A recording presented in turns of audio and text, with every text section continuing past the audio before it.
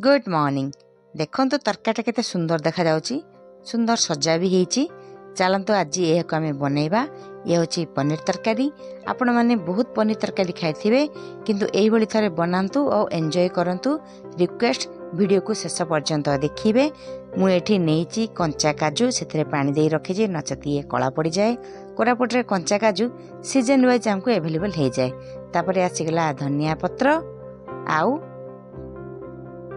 अन्यान्य उपकरण सब रेडी होगी अच्छी। बर्तमान प्रेशर कुकर रे अल्प पानी दे स्वीट कॉर्न को टिके सिझे दबा। से ऐड करबा तेजपत्र, हल्दी गुंड और किछि मसला गुंड। गोटे हुइसिल दे आपण ताको सिझेबे।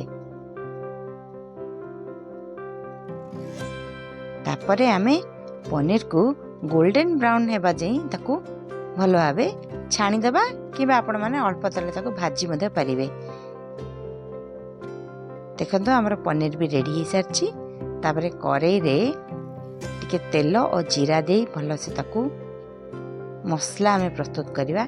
ऐड करवा गोटा मसला दालचीनी, अलैच, गोलमरिच, लवंग सेटा भल भाव संतुली होगा पर से ऐड करवा आमे कटा हवा पियाज।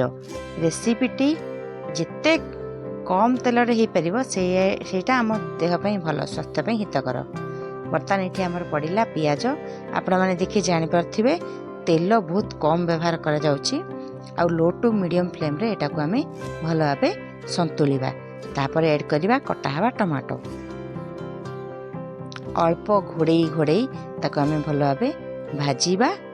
एगुड़ाक भाजी हेबा परे ऐड करबा आमे तेजपत्र और अदा रसुण मध्य आमे ऐड करी एठी आमे भल भाबे भाजीबा। एगुड़ाक भल भाव संतुली हेबा परे ऐड करबा आमे काजू। देखंतु पियाज पाखुड़ा छाड़ी गलानी। बर्तमान आमे सेठी ऐड करबा से कंचा काजू रु किछि।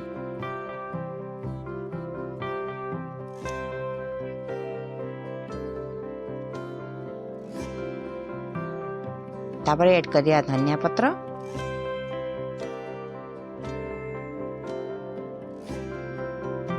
ताको भल भाव में संतुलिबा।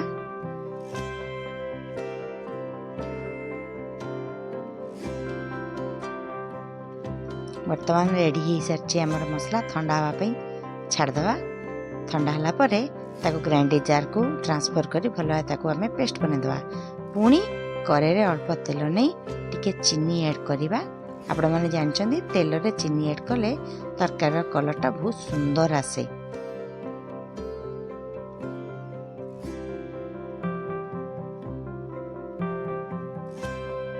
तापर ऐड करवा कटा होता मसला। से लंका गुंड, हलदी गुंड मिसई ताको भल भाव कषिबा। आमे ऑलरेडी अदा रसुण टमाटो पियाज को भाजी देचे तो ये अधिका समय लगे कषियापी। स्वाद अनुजाई लुण देवा। तापर फ्रेश दही को भल भाव आम चामच रे ताको घांटी दबा। आउ से दही को सेठी ऐड करवा।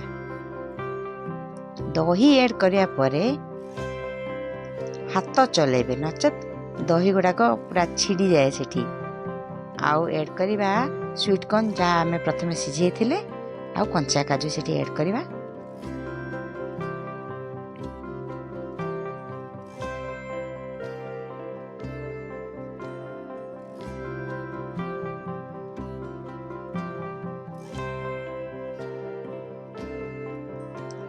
भजा होता आलू और पनीर को मध्य आम ऐड करवा।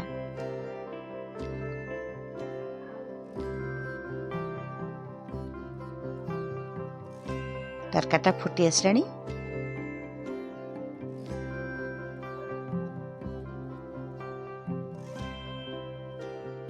तापर कटा होता धनिया पत्र को ऐड करदबा। बर्तमान रेडी हो सारी आमर तरकारीटी। सर्विंग बाउल को बाहर करी सेथिरे किछि डालिंब मंजी को सजे दबा।